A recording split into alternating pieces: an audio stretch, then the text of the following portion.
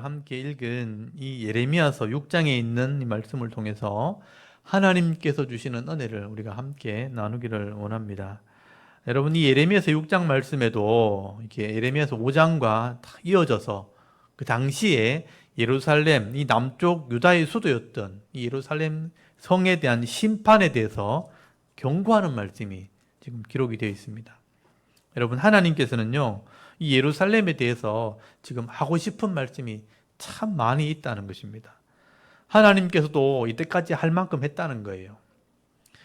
그 동안 많은 선지자들을 보내가지고 그들의 죄를 책망하고 하나님 말씀을 전하기도 하고, 때로는 기근과 질병을 보내가지고 때리기도 하고 치기도 하고 또 대적들을 일으켜서 막 경고를 해줬는데도 불구하고 이 이스라엘 백성들은요, 이 하나님의 경고를 받아들이질 않았습니다.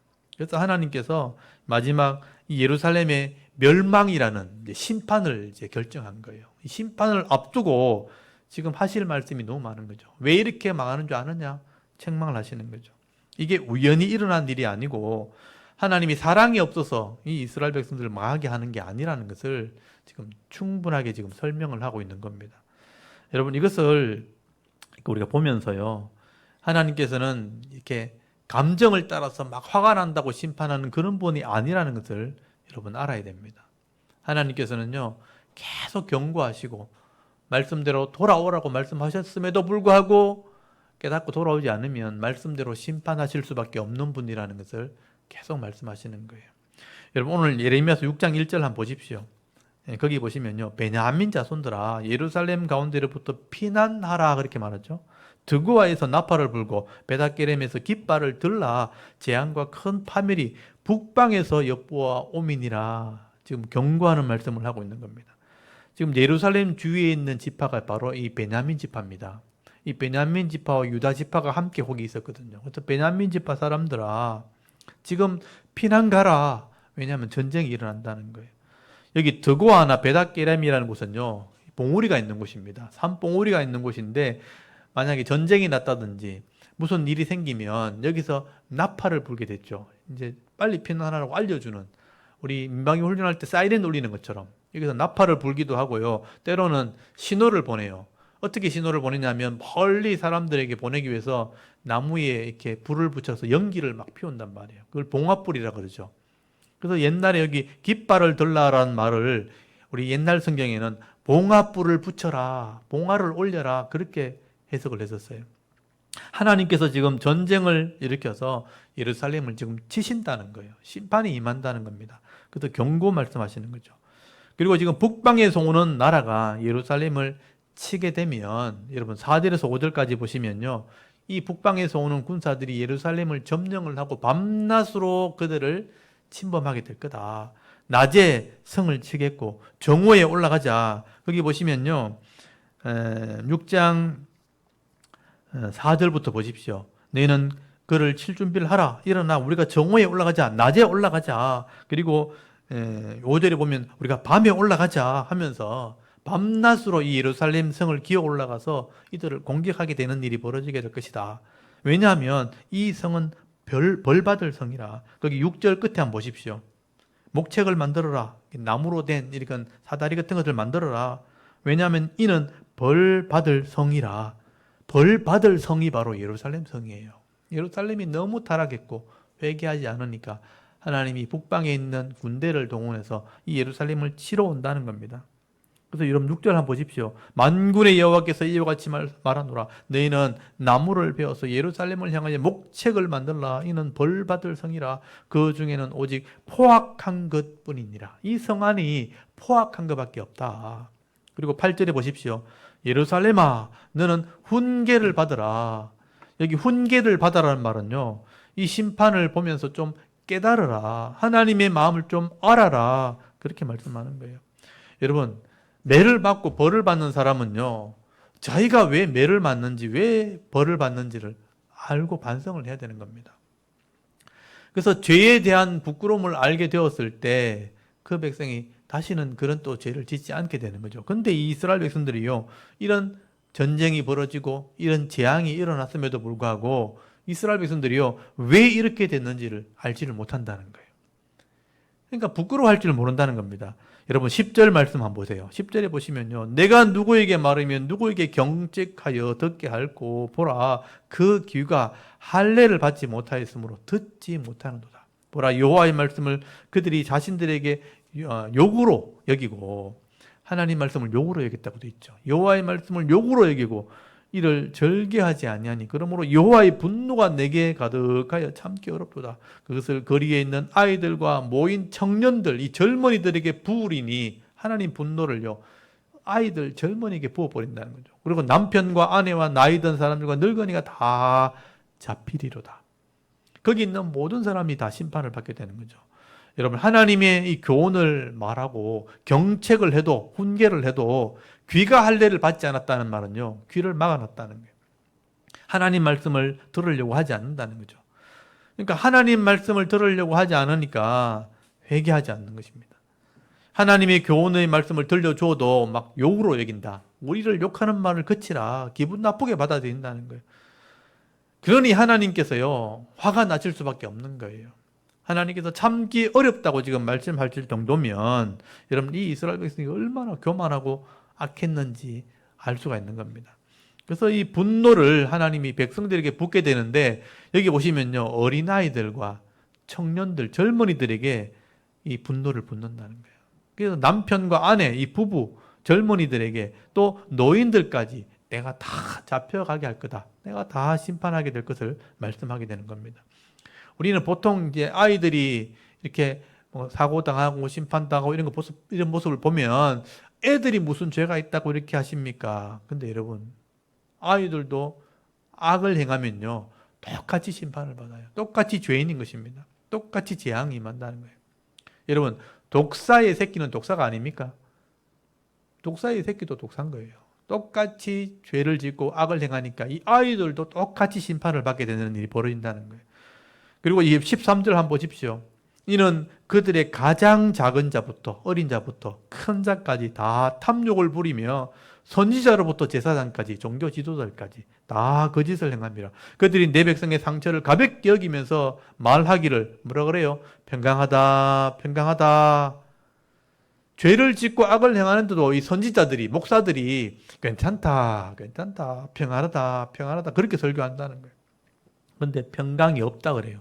그들이 가증한 일을 행할 때 부끄러워하였느냐? 아니라 조금도 부끄러워하지 않을 뿐 아니라 얼굴도 붉어지지 않았느니라. 그러므로 그들이 엎드러지는 자와 함께 엎드러질 것이라 내가 그들을 벌한다 그래요. 벌하리니 그때 그들이 거꾸러지리라 여호와의 말씀이니라.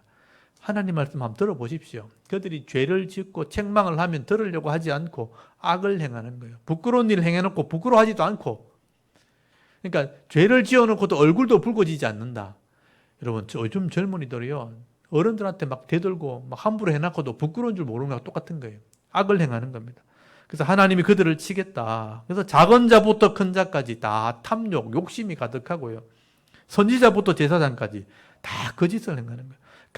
가증한 일을 행하면서도요 부끄러운 줄도 모르고 얼굴도 붉어지지 않는 이런 뻔뻔한 그런 사람들이 되었다는 거예요.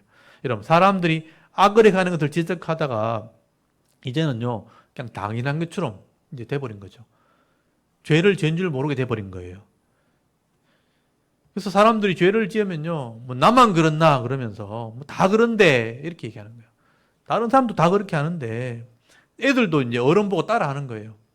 뭐 우리 아버지도 그렇게 하는데 그렇게 죄를 짓는 사람으로 변해가는 겁니다. 원래 그렇게 하는가 보다. 다 그렇게 하니까 하면서 다 죄악으로 가득 차게 된 것입니다.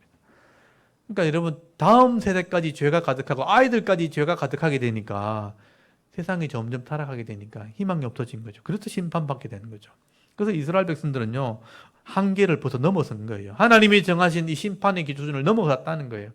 이미 잘못된 길로 가는데도요 그게 잘못된 건지 모르고요 부끄러움을 짓을 하면서도 부끄러운 줄 모르는 그런 삶을 살게 된 것입니다. 그리고 책망을 하고 바로 잡아주면 들으려고 하지 않고 왜 나를 자꾸 힘들게 하냐. 그 바로 잡으려고 하는 사람을 막 대들고 대적하는 거예요. 참 방법이 없는 거죠. 여러분 16절부터 한번 보십시오. 자, 기가 막힌 이야기를 합니다. 하나님이 심판한 이유를 지금 설명하는 거예요. 16절에 보시면요. 16절 말씀 동그라미 쳐놨죠. 하나님께서 그 이유를 설명하는 거예요. 여호와께서 이와 같이 말씀하시되 너희는 길에 서서 보며 옛적 길 곧 선한 길이 어딘지 알아보고 그리로 가라. 권면을 하는 가라. 너희 심령이 평강을 얻으리라 방법을 가르쳐 줬어요. 근데 그렇게 하나 그들의 대답이 우리는 그리로 가지 않겠노라 하였으며 말을 안 듣는 거예요. 내가 또 너희 위에 파수꾼을 세웠으니 나팔 소리를 들어라 하나 그들의 대답이 우리는 듣지 않겠노라 하였도다. 그러므로 너희 나라들아 들으라 무리들아 그들이 당할 일을 알라 땅이여 들으라 내가 이 백성에게 재앙을 내리리니 이것이 그들의 생각의 결과라. 생각이 타락했다는 거예요. 생각의 결과라. 그들이 내 말을 듣지 아니하면 내 율법을 거절하였습니다. 여러분 이 부분 잘 보십시오. 19절 제일 마지막에 보면요. 이 사람들이 왜 망했느냐 하면 그들이 내 말을 듣지 아니하며 내 율법, 이 하나님 말씀을 거절했는 사람들이에요. 거절했기 때문에 희망이 없는 겁니다. 하나님께서 심판하실 수밖에 없는 이유를 지금 계속 자꾸 설명을 하는 거예요. 너희는 길에 서서 가는 길을 좀 멈추고 내가 뭐가 잘못됐는지 좀 알아봐라. 그래서 옛날을 한번 돌아봐라. 그리고 옛적 길을 좀 물어봐라는 거예요. 옛날에 선한 길이 어디 있는지 좀 알아보라. 그래야 나를 고칠 수 있다. 그 길로 가야 된다. 그래야 평강을 얻을 수 있다. 라고 가르쳐 줘도 근데 그때 사람들이요. 나는 안 가겠다는 거예요. 나는 그 길 가기 싫다. 부모님의 말씀도 듣기 싫고 선생님 말씀도 듣기 싫고 목사님 말씀도 듣기 싫고 그냥 내 마음대로 살겠다. 내 갈 길을 갈 것이다. 그렇게 고집을 부렸다는 거예요.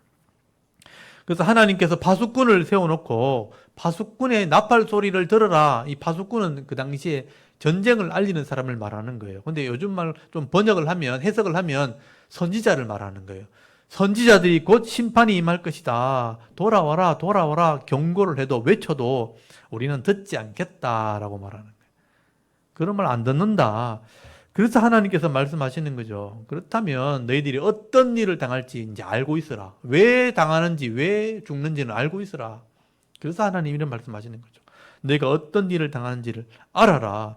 내 백성이 내 말을 듣지 않고 내 계약의 말씀, 이 율법을 거절했기 때문에 이제는 망하게 될 것이라. 지금 이 설명을 잘 들으셔야 됩니다. 이스라엘 백성이 망할 때요. 하나님 계속 설명을 해요. 왜 망하는지를 설명하고 있는 겁니다. 여러분 이게 바로 하나님의 공의의 마음이라는 거예요. 내가 너를 때리고 싶어 때리는 게 아니고 계약서에 너희들이 도저히 말 안 듣게 되었으면 심판하도록 계약서에 써놨다는 거예요. 하나님 말씀에 그렇게 기록이 되어 있기 때문에 그 말씀 때문에 내가 심판할 수밖에 없다. 그걸 좀 알고 하나님을 원망하지 말아라. 그렇게 말씀하는 겁니다. 근데 이 이스라엘 백성들이요. 이 말은 듣지 않고 결국 하나님을 막 원망하는 거예요. 하나님 왜 우리를 망하게 합니까? 하나님 그것도 알고 계시지만 어쩔 수 없이 하나님의 공의 때문에 이 백성을 심판하는 일이 벌어지게 되었다는 겁니다. 여러분 이 말씀을 잘 들어보시면 오늘날도 우리가 마찬가지예요. 많은 사람들이요. 하나님 말씀을 읽으려고 하지 않아요. 하나님 말씀을 들으려고 하지 않아요. 이 말씀을 배우려고 하지 않습니다. 사람들이 너무 조급하고요. 자기 자신을 위하는 그런 이기적인 마음을 가지고 살아가려고 하기 때문에 이 하나님 말씀이 귀에 안 들리는 거예요. 또 어렵다고 생각하기 때문에 이 말씀을 배우려고 하지 않은 거죠. 여러분 이 하나님 말씀이요. 우리 신앙이 내 영혼의 문제가 달려있는 거예요. 근데 그 중요한 이 하나님 말씀이 영혼의 문제가 달려있는 이 말씀이 여기 기록되어 있는데도 이 말씀을요. 들으려고 하지 않는다는 거죠. 저는 이 말씀을 이렇게 보면서 요즘 아이들이 거의 스마트폰에 거의 매여 있잖아요. 초등학생 스마트폰 뭐 다 가지고 있죠. 안 사주면 좀 그렇죠. 가끔 있어요. 많아요. 다행이네 그래도. 근데 스마트폰이 아이들이 자제력이 없으니까 수업 시간에도 또 공부하는 시간에도 계속 거기 매여 있는 거죠. 거기에 쳐다보면서 게임에 빠져가지고 정신 못 차리면서 시간 가는 줄 모르고 막 마음을 빼앗기고 있는 겁니다.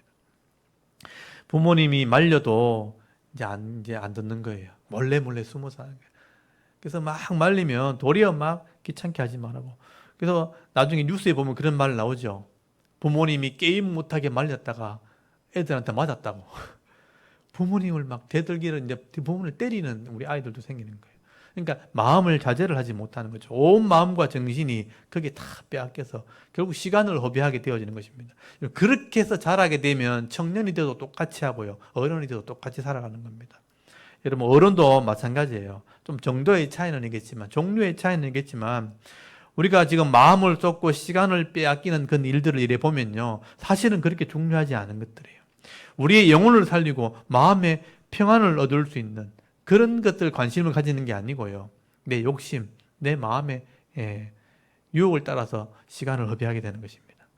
그래서 내가 물질을 따라서 헛된 꿈을 따라서 내게 유익이 되지도 않는 것들을 시간을 투자하고 거기에 모든 열정을 투자하게 되어질 때에 결국은 인생을 허비하는 일들이 벌어지게 되는 것입니다.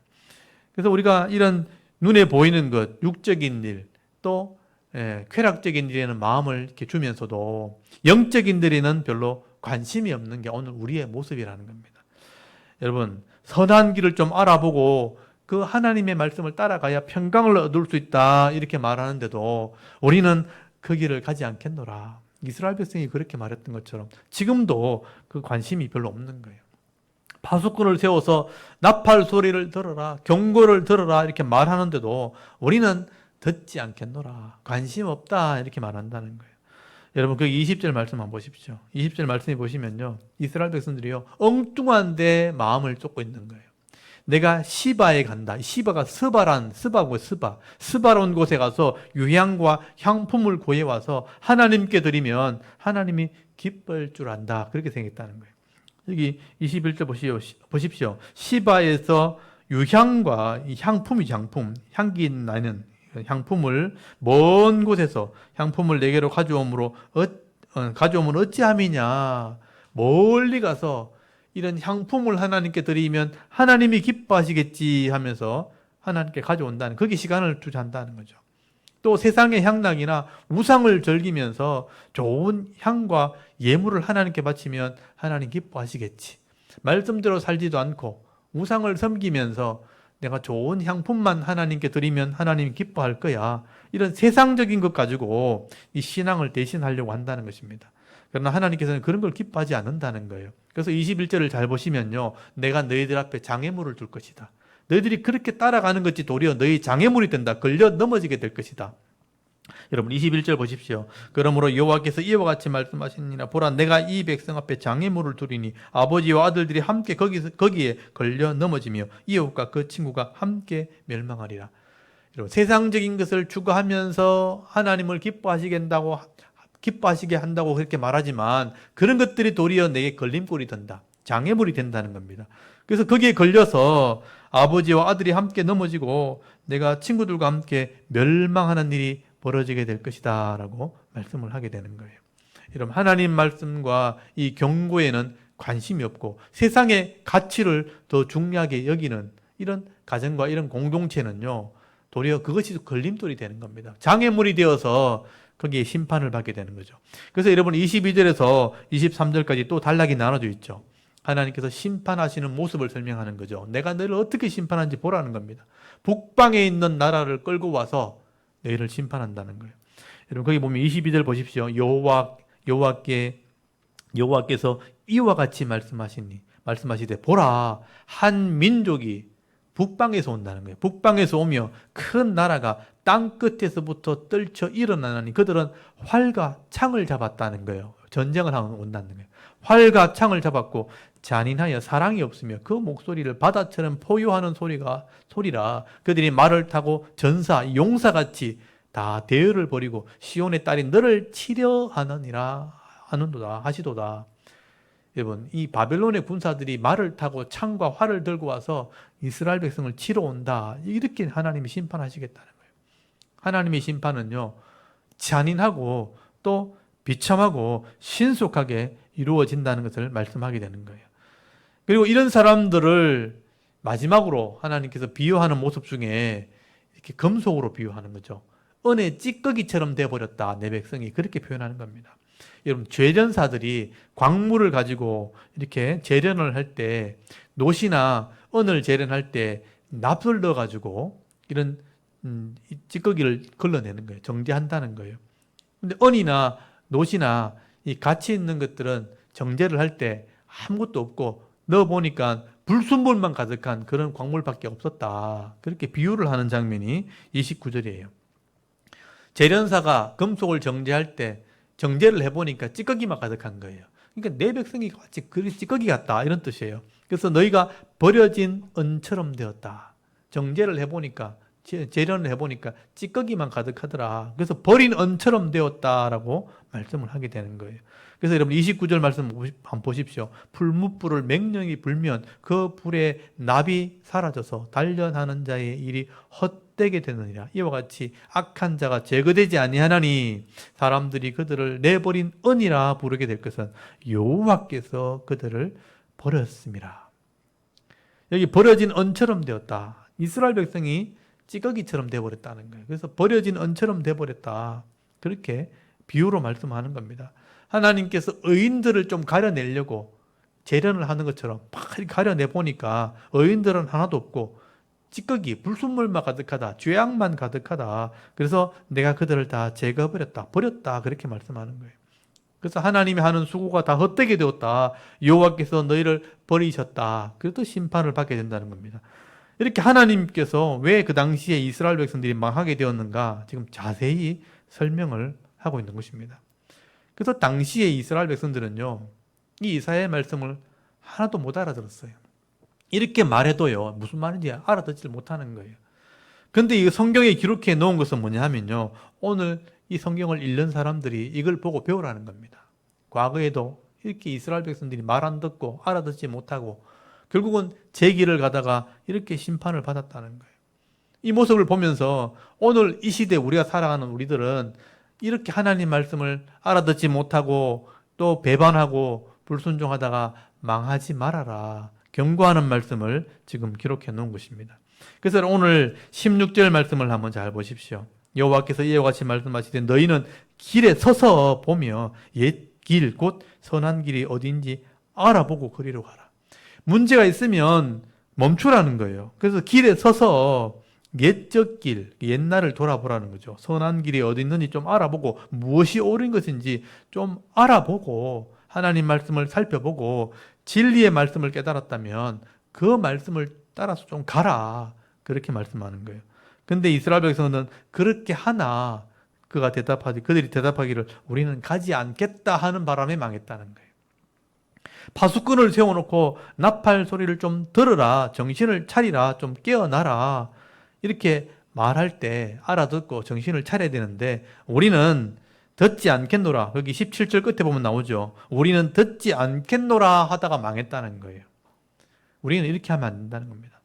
여러분 과거에 이스라엘 백성들이요 광야를 지날 때 이 만나를 통해서 매일마다 양식을 공급받으면서 그 험악한 광야에서도 부족하지 않은 삶을 살았던 것처럼 오늘도 우리가 이 광야 같은 세상을 살 때 매일마다 주어지는 양식이 필요한 거예요. 그게 영적인 양식입니다. 그래서 매일매일의 삶 속에서 이 하나님 말씀을 통해서 또 은혜를 받고 자신을 새롭게 하고 그 하나님 말씀을 따라 순종하는 삶을 살아갈 때 이 죄악이 있는 세상, 광야 같은 세상도 부족하지 않게 되는 겁니다. 그래서 매일매일의 이 은혜가 필요한 것이죠. 그래서 광야를 지나왔던 이스라엘 백성들이 만나를 먹고 살았던 것처럼 부족하지 않았던 것처럼 오늘도 우리가 매일매일의 말씀에 관심을 가져야 되는 거죠. 하나님 말씀을 듣고 순종하는 삶을 살 때 나 자신을 회개하고 늘 돌이킬 때 은혜의 삶, 축복의 삶을 살게 되는 것입니다. 여러분 오늘도 이 예레미야서 6장 말씀을 통해서 이것을 영적인 거울로 삼아서 자신의 영혼을 한번 비춰볼 수 있기를 바랍니다. 우리는 하나님 말씀을 좀 알아듣고 있는지 내가 말씀에 관심을 가지고 있는지 자신을 한번 돌아볼 수 있기를 바랍니다. 그래서 내가 잘못된 것이 있다면 오늘도 늘 회개하고 또 부족한 것이 있다면 하나님 말씀으로 이렇게 채워나갈 때 오늘도 하나님과 동행하는 삶으로 부족함이 없는 또 형통한 자의 삶을 살아갈 수 있는 저와 여러분의 이런 영적인 삶의 모습이 되실 수 있기를 주의 이름으로 축원합니다. 아멘. 우리 잠깐 기도드리겠습니다. 하나님 오늘도 이 수요 예배 시간에 하나님 앞에 나와서 예배할 수 있도록